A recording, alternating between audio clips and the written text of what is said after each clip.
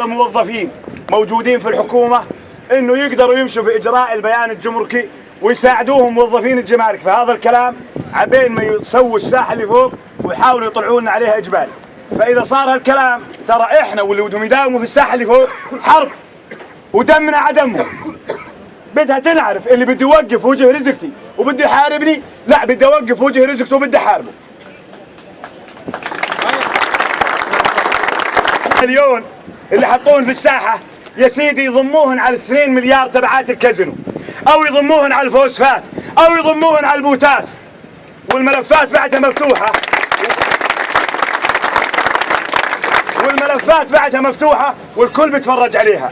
الامر الاخر، الشكر الثاني مش لوسائل الاعلام، لنواب العقبة. يعني الصراحة ابدعوا على الفيسبوك، رفعونا فوق. بتشوفهم بنزلوا نواب العقبة.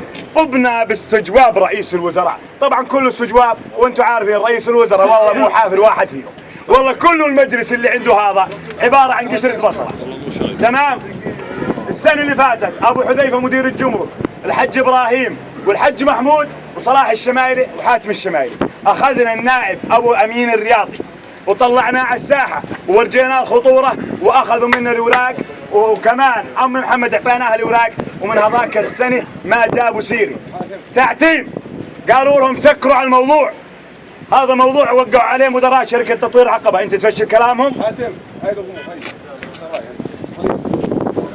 فهمت علي؟ فمش رايحين.